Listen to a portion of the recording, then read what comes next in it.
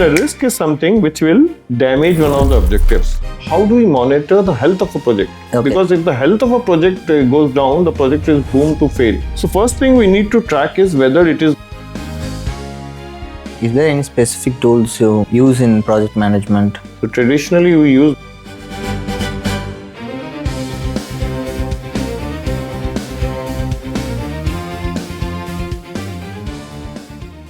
Hi, welcome to Story Cells. I'm Theo Immanuel, founder of Tectronics and Story Cells.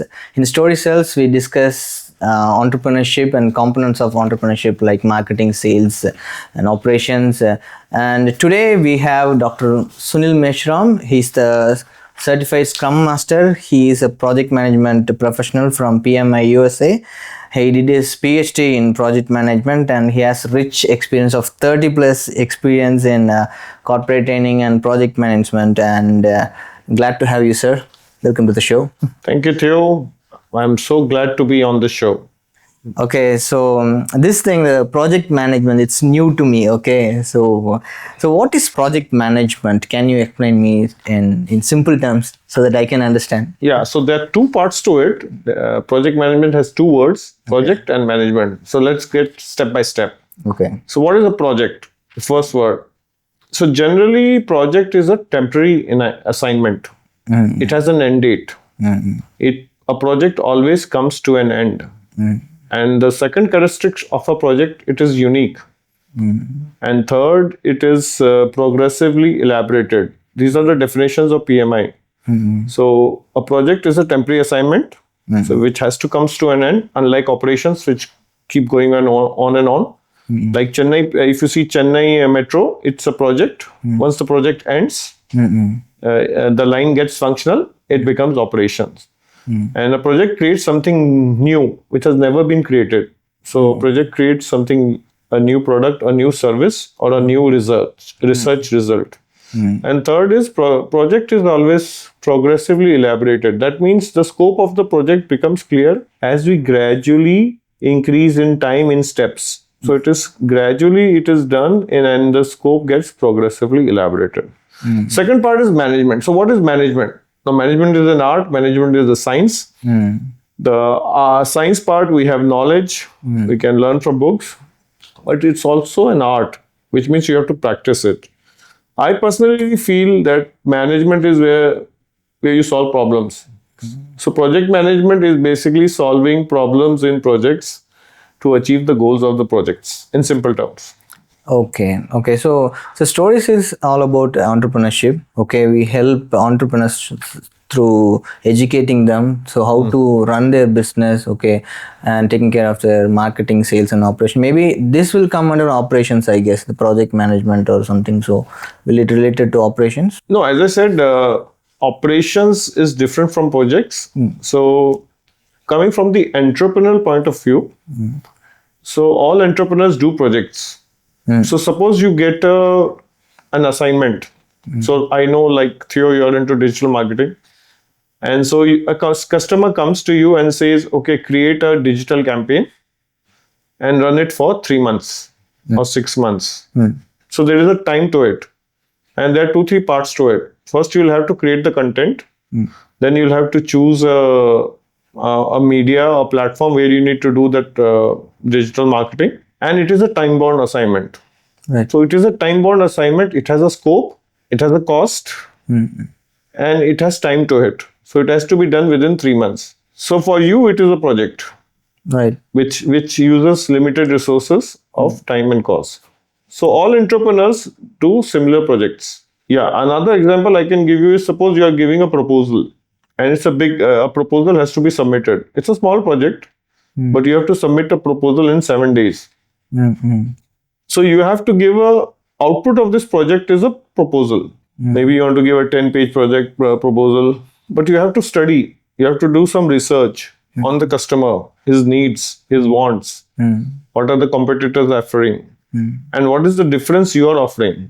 And that 7-page document, which is the proposal, becomes a project for you, because that assignment has to be done in 7 days or 14 days.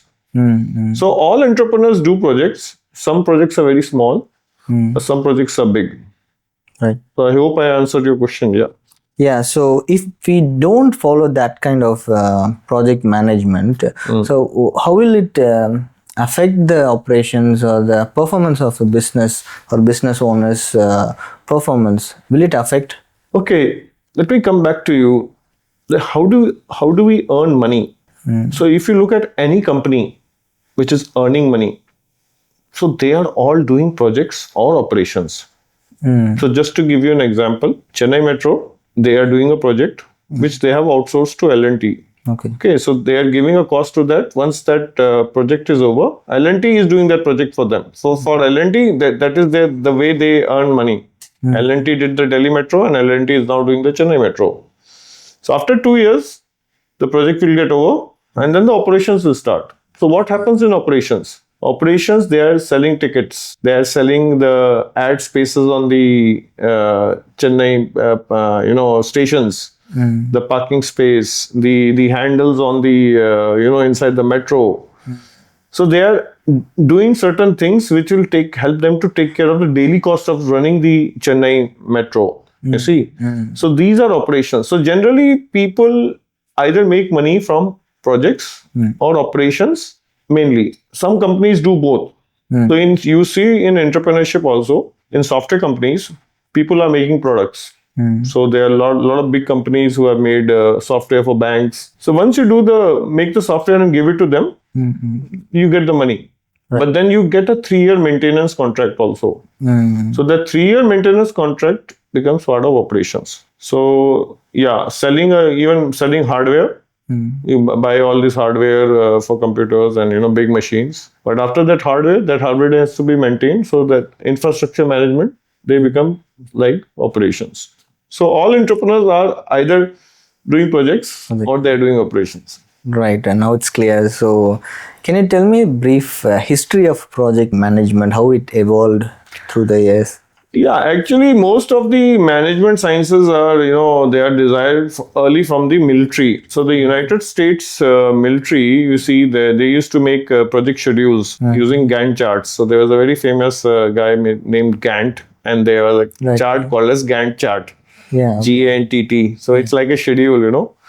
So basically the Gantt chart was to make, understand what is the project start date, end date, what are the phases and what are the tasks. So what is the start date, end date of the project? What is the start date, end date of each of the phases? So that's the history. So most of the history is related to more to the, military of, the British and the Americans. They started this. And if you look at PMI is a research institute which based in USA, which was started almost, I think now it's 62 years old. And they did a lot of research on projects, why they were succeeding and why they were failing. And based on that, they formed the Bible of project management, which is the project management body of knowledge. It is called as the PMBOK. Okay. And I think 30 years back, they started conducting examinations. So if you cleared that examination, the PMP one, you become a certified PMP from PMI USA, which I cleared in 2004, almost 22 years back.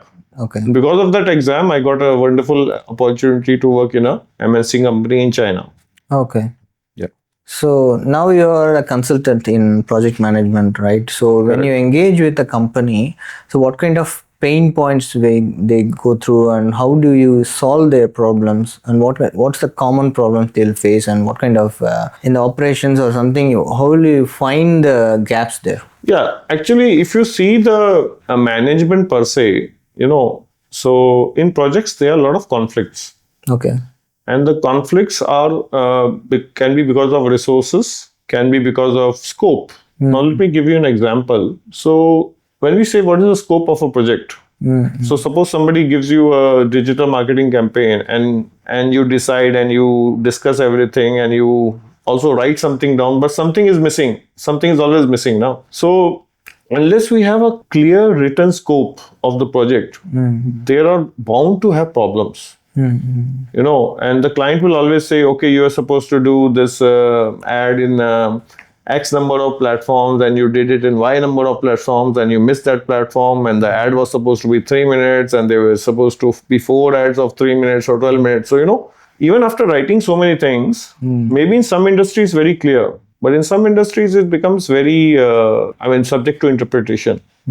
So scope is an area which is a starting point. So you may build a product, but the customer may say, okay, no, something is missing. And yes, something is always missing. Some issue the customer may form.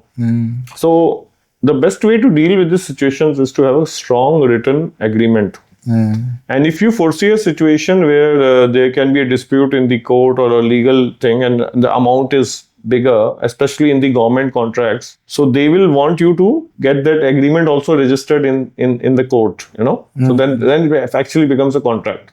Right. You see. So scope is an area where there are a lot of disagreements, and that's why you need experienced project managers, people who understand and proactively understand the risks. And they are able to advise the management before starting a project. Right. So many people talk about risks involved in a project or something. What are risks?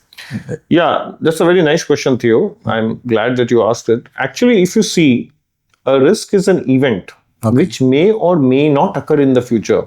So there's a probability, like a rain or an earthquake and tsunami, I heard in Japan they have made walls against the islands to prevent the tsunamis. Have you noticed that, No. Because Japan has tsunamis and earthquakes, so they have started building walls, So risk is something, an event which may happen in the future. May happen, may not happen. Right. In a project, it may happen or may not happen. But we'll be prepared for that. But we have to be prepared. Yeah, right. Because if it happens, our project objectives can be compromised. Our goal will be compromised. We will not be able to achieve the goal of a project. Any at a minimum, every project has to do the scope, be within the cost, within the budget, and be on time. And at the right quality. These are 3-4 most important goals of a project. You see, and a risk is something which will damage one of the objectives. Okay, so the proactive project managers, before they start the project, they will make a list of the risks. What can happen? Suppose there is an important person you hired for a project. Suppose he leaves. Can it affect your project? Yeah, it can delay it. If it gets delayed, the customer may get angry and you may not get a repeat order, So how do you mitigate the effect of this risk? Then you may have to have a shadow person. You may have to have another person of that same level. So if you look at bigger corporates and in bigger projects, they will always have buffer people. At the senior level, middle level, junior level, of course they have. So people living in the projects is a big risk. Just giving an example. And then there are other risks, technology. Some people always go with Microsoft. Why? Because it's a proven platform for the last 40 years, Some people are hesitating to start a project with new technologies because they don't know whether they'll find qualified people on that technology. Is there a support available? Tomorrow the company may shut down. So generally, some people will go with Oracle and Microsoft because they are proven platforms. Yeah. So in digital marketing, if we run a campaign, we look at some metrics like click-through rate, cost per acquisition, and cost per lead. Okay, we'll look at many numbers. Okay, to review the performance of the campaign. Okay. Likewise, in the health also, we will monitor our sugar. Okay, blood pressure and other things and all will monitor. So likewise, is there any metrics to review the project, the performance of the project? Can you explain it in detail? Yeah, good. Actually, nowadays I'm monitoring my sugar and BP very closely, and of course we all need to live healthy lives. And so, yeah, exactly. How do we monitor the health of a project? Because if the health of a project goes down, the project is doomed to fail. So first thing we need to track is whether it is on schedule. So that's why the first thing we should have is a very detailed schedule. So suppose I have a project for 3 years. I was once working in a project for almost 3 years with NIT in Gurgaon, and they had made a schedule for 2 years. So next 2 years, everybody knew what they were working on. From the team lead to the programmer to the tester, everybody knew. If there is a slippage and they had to mark in the schedule whether you have completed the work. If it is not completed, the next task gets, delayed. This is chain reaction. So schedule is a very much important way to track the health of a project. So as I was working with a project with NIT, they had a schedule for 2 years. And it was a team of 30 people, programmers, testers, business analysts. And everybody knew for the next 2 years what they were working on. So suppose one of the tasks gets delayed, then it has a chain reaction. then the next task gets deleted. So the project leaders and the project manager, I was a project manager at that time, and my job was just to track what people were doing. I was not very popular, but people were saying, "Oh, he's always up on our back. Is your task complete? Is your task complete? Is your task complete?" Because that is a risk in the project. Second is budget. We need to be clear what is the phase-wise project on the project. Right. Are we spending less? Are we spending more? Generally, people will spend more. So by the time you reach the last stage of the project, what happens is the money is over and you can't execute in your case, the last phase of the digital campaign, Yeah. So you don't have a budget. You don't have budget. So that's a risk. Third is nowadays, I feel you also need to be connected with the people. The important stakeholders, they need to be motivated. The people are very important. The client, the team members, the testers, all the important person, you need to keep talking to them, keep them motivated. Because if people leave, a group of people leave, then it disturbs the entire project. So I think these three things are very important to manage the risks in a project. Is there any specific tools you use in project management? Yeah, definitely. And it depends on the kind of project. Like for enterprise projects and large-scale infrastructure projects, so traditionally we use Microsoft Project. Okay, now it's gone to the cloud. So where you have teams sitting in various countries, and Microsoft Project helps in creating a schedule, tracking the progress, and it's a very proven software for the last 30 years. So I've been using Microsoft Project more than 20 years, and it is the mother of all the softwares of project management and one of the most popular from Microsoft. Then depends on for agile projects like product development, where you are doing a release every 4 months. Apps like Zepto, Zomato, they are releasing a new version every 4 weeks. The next version of Zepto comes in 4 weeks and 8 weeks. For that, you need agile software projects. So Jira is very popular. Use Jira. And other simple to use for smaller projects which don't use detailed methodology, you can use Asana. Asana is what Google is using. It has a lot of templates and very easy and simple to understand. Even person without any technical background, without any management background, they can use Asana. So I would definitely recommend Microsoft Project for enterprise projects, and Jira for Agile and Scrum, and Asana for simple project. So why we need project managers and what they do in the projects? Correct. That's a very good question. So I keep getting this question, what do managers do? Okay. So let me tell you, I'm a very simple line. Wherever there is a problem, you need a manager.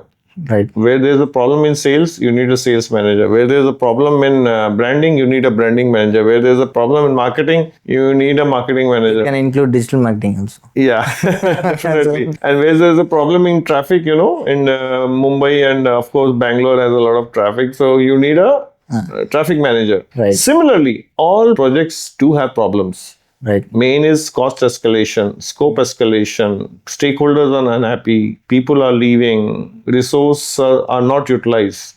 So to optimize the resources, to make the stakeholders happy, to make the project within the budget and to achieve all the scope of the project, you need a project manager with experience in project management and also the domain in which the project is being executed. Right. I think we have very short time to discuss deep about project management. I guess maybe we'll have another session to dive deep into project management. And thank you so much for your time. Thank you, Theo. Thank you. Nice to be here. Thank you. Thank you. Bye.